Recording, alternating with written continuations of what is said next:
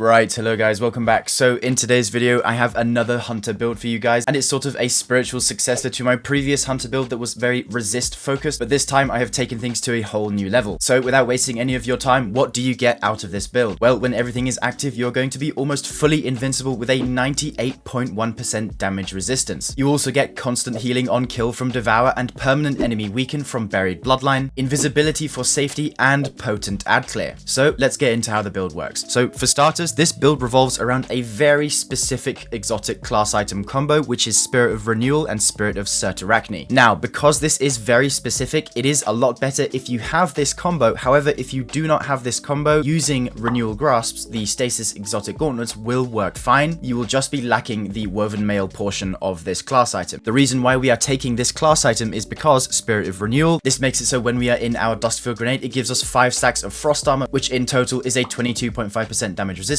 And on top of that, we have Spirit of Cyrtarachne, which gives us woven mail whenever we use our grenade. So whenever we throw our Duskfield Grenade, it will give us woven mail for 10 seconds. And if we stand inside it, it will also give us indefinite frost armor until the grenade is gone. So that is the main point. Let's move on to the subclass. So we are going to be on Prismatic because we couldn't be able to use the class item if we weren't. We're going to be taking Deadfall as our super because this synergizes very nicely with Facet of Purpose, which means whenever we pick up an orb of power, it's going to give us a Void Overshield, which is another source of damage resistance, which is 50%. As far as abilities go, we're going to be taking Gambler's Dodge to refresh our melee. Our melee of choice is going to be Threaded Spike because this bounces between multiple enemies, actually dealing a fair amount of damage, and it applies the Sever debuff, which is another 40% damage reduction in the damage that enemies deal to us. We are of course going to be taking the Duskfield Grenade because this is the grenade that works with the Spirit of Renewal class item perk. Moving on to aspects, we have Stylish Executioner, which is just going to be there for safety reasons. Whenever we get a kill on a slowed or severed enemy, which we're going to be doing a lot with this build, it will make us invisible for a duration of time, which is going to be very nice for our safety, especially in high level content. Then we are also taking Winter Shroud, which will give us damage resistance on cast, which again is 50% damage resistance for simply using your dodge, which is pretty insane, and it's going to slow enemies around us, which will feed into Stylish Executioner. You guys know this loop already, you know how this works. Fragments wise, we have Devotion because we have absolutely zero sources of light damage in this build, so we're going to need some way of getting light energy to get Transcendence, so that's why we have Facet of Devotion, which makes it so when we defeat targets afflicted with stasis or strand debuffs, it gives us light energy. Yet another source of damage resistance, we now have Facet of Protection, which gives us a 15% damage reduction when we are near 3 or more enemies, which we are going to be doing a lot because this build is very up in enemies' faces. Like I mentioned earlier, we have Facet of Purpose to give us a Void Overshield whenever we pick up an orb. We then have Facet of Hope, which is currently bugged. However, they did say they are going to be fixing this, so this is just to improve the class ability regeneration of our Winter Shroud just a little more. I believe this is a 60% boost if it is working correctly, which is just going to feed into our Winter Shrouds even more. Finally, we have Facet of Room, which is just there to improve the damage of the stasis burst whenever an enemy shatters after we have frozen them. Moving on to weapons, I just have an anti-barrier pulse rifle here because I'm going to be taking this build into the Master Lost sector in just a moment, but in this slot you can use whatever you want. You can use the call if you want to, it's really up to you. The main weapon that we do have to have is Buried Bloodline, especially with its catalyst. You don't need its catalyst, but it does help because it basically gives it a 15% damage boost for simply doing nothing, for just using it. So the reason we take Buried Bloodline is because it is there to give us Devour. Devour is also a very important part of this build because it's going to feed into giving back our Duskfield Grenade as often as possible. Then finally, I have Apex Predator. You can sub this for whatever. The main thing is just having Buried Bloodline. And then stats to prioritize are, of course, Resilience, Discipline, and then Mobility. This is just to give us the lowest cooldown on our dodge as possible. The recovery doesn't really matter because we're going to be having Devour. Strength doesn't either because of how Threaded Spike works, because, you know, when you throw it and it bounces between enemies, you will basically get your full melee back if you manage to catch it at the end. Moving on to the mods, this is just where we have a few optimizations to get our grenade back as fast as possible. On our helmet, we have Dynamo here, which is just going to improve the cooldown of our super because we're going to be dodging their enemies quite a lot. I have a single special ammo finder so we can feed into Buried Bloodline so I never run out of ammo. We also have a Void Siphon so I make orbs on double kills with Buried Bloodline. Moving on to the arms, we have Grenade Kickstart here, which is going to give us a small amount of grenade energy whenever we use our grenade. We also have Heavy Handed, which is going to make an orb every time we get a kill with our Threaded Spike. This won't happen too often in high level content, but it's just there to feed our Grenade Kickstart even more often. We're also taking Impact Induction to give us another small chunk of grenade energy whenever we use our Threaded Spike. On our chest piece, we have Charged Up to get us to a total of 4 armor charges because when we have 4 combined with Grenade Kickstart, that's going to give us a huge chunk of grenade energy back. I believe it's around 40%, which is going to be very good for getting to our next Duskfield Grenade to keep that resistance loop up and running. Then we have Resist mods here, and then on our boots, we have Stacks on Stacks so we can get to that cap of 4 armor charges faster. All we need to do is pick up 2 orbs and then we'll be at that cap. We also have Innovation to give us even more grenade energy when we pick up an orb, Recuperation in case we lose Devour and we just need a little bit of health, and then finally on the class item we have Reaper, Bomber, and Special Finisher. Reaper is there so we make more orbs, Bomber for even more grenade energy because we're going to be dodging a lot, and Special Finisher in case we are running low on our Buried Bloodline ammo and we don't want to spend a grenade. Finally, wrapping things up, on the artifact we are taking Elemental Siphon in column 3, which is just going to create the occasional Void Breach whenever we get kills with Buried Bloodline. Then in column 4 we are taking Void Hegemony, which will give us a Void Overshield whenever we defeat a weakened target, which with the Buried Bloodline catalyst will be happening quite often, which is going to be feeding into our resist loop, giving us even more damage resistance. Then we have Radiant Orbs, the one mod you should never be taking off your artifact this season. It is simply too free. You get Radiant every time you pick up an Orb of Power, which is just going to improve the damage of your weapons by 25%. And then finally in column 5 we have Shield Crush, which is going to give us increased melee regeneration whenever we have Overshield, Frost Armor, or Woven Mail, which we're going to have basically 24/7. And then finally, whenever we are Amplified or Radiant, our grenade recharges faster and deals increased damage. So whenever we get Radiant after picking up an orb, our grenade will come back to us even faster. We also have Transference. This is just whenever we go into Transcendence to sort of improve the damage of our grenade and melee. It's not really a huge mod. You could swap this for something else like Expanding Abyss if you wanted, but the main one to have in column 5 is Shield Crush. Right, so that's it for the build. As you guys know, I do like to bring my builds to high level content to show you guys how applicable they are to said content, which is why today I'm bringing it into the Master Lost Sector on Neomuna. Keep in mind that Master Lost Sectors are -20 and you are really about to see how much damage resistance this build is able to output. Because if we are stacking literally everything, which is Woven Mail 45%, Frost Armor 22.5%, then we have Void Overshield, which is 50%, Tier 10 Resilience, which is 30%, then we have Sever, which is another 40%, Facet of Protection, which is 15%, the Renewal Grasps bonus, which is another 50%, and then you have the Winter Shroud damage resist on cast, which is another 50%. So if you add all of those together and calculate the exact resist, it does come to that 98.1% value. Now, obviously, you're not going to have those all the time, but it's pretty insane if you do. So let's get into the gameplay. So first of all, I'll just put a Sever between these guys,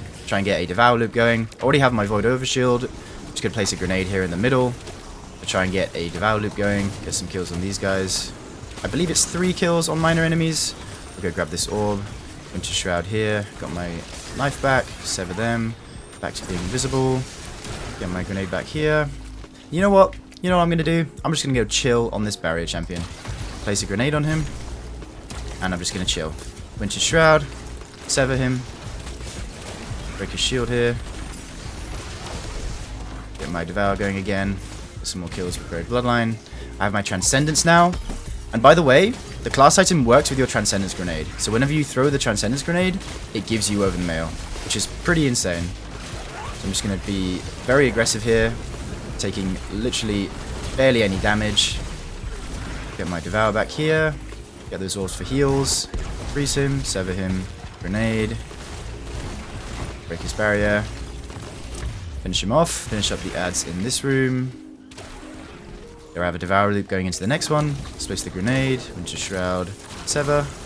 I have a tether here, so I'm just going to place it in the middle of these. Keep my Devour going. There we go. Place my grenade down. I have a Woven Mail and Frost Armor building up if I stand in it. I have my Transcendence back now. So I'm just going to go ham with this. Like, the ability spam with this is honestly insane. Like, I can be so safe. I don't have to worry about dying at all. I can do my abilities back to back.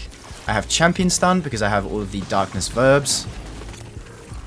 There we go. Unstun him. I'll finish him off with a rocket. Then we have a Gladiator, which normally does a lot of damage, but it's okay. I have a Duskfield Grenade, and I can freeze him. And he's dead. I don't have a grenade moving into this next room, so I'm just going to play it slightly safe. I'll proc Devour off these snipers if I can. Off the turrets too. Get rid of the turrets first. I almost have Devour back. There we go. There's Devour. Stun, sever this guy. I'll have my Duskfield in just a second, which is what I'm going to need. There we go. I'll place some of him for safety. And then I'm just going to chill with my Duskfield, getting kills. I have my Transcendence now. I'm just going to dodge here, sever them, pop Transcendence, go to town again. Get my Devour back. I have a tether, so I'll just probably place this in the middle. Another grenade, more Woven Mail, sever. Get an Overshield from this orb. There we go. Champion's dead. Place this down. Turret. You literally cannot die. You are invincible. The title is not a lie. I promise you. You are an immortal, invincible, super healing, absolutely busted, insane, weakening, everything. All the verbs, all the adjectives. Obviously, the only drawback is having that class item. You need to get lucky. I'm sure you will still be able to get similar results if you don't have the class item and instead choose to use something like just Renewal Grasps. But man, it's so nice having Frost Armor and Woven Mail. Actually, I'm running low on special here, so I'm going to try and get some orbs. I'll put this down just so I can get some Woven Mail, and then I'll kill him for an orb. So it's pretty easy to get your orbs back. You can just weaken this guy and I'll do a special finny. There we are. Got some more Buried Bloodline ammo. Another champion just spawned, so I just want to make sure I have my Vow loop going in. There it is. So again, I'm just going to go Duskfield here. Dodge for freeze. Sever. Tangle. I have a tether, so I'm just going to place it up here. Have my grenade back. Dodge. Sever. Get Devour going here. Take a shield. On my Transcendence now. Go. Just basically keep it on going. So yeah guys, that's it for the build. I hope you enjoyed. As always, there will be a dim link in the description if you want to try this yourself. As I mentioned, I'm sure this would work very well without the class item if you were using Renewal Grasp instead. Obviously, you would be giving up Woven Mail, but with every other source of damage resist this build is able to offer, I'm sure you will be fine. So yeah, thanks for watching guys, and I'll see you in the next one. If you made it this far, thank you so much. Your support means the world. And if you're really into the content I create, consider becoming a member of the channel, which not only lets you support me in the best way possible, it also nets you a whole host of awesome perks along with it. A massive shout out to these members up on screen, and I'll see you in the next one. Bye for now, dear viewer.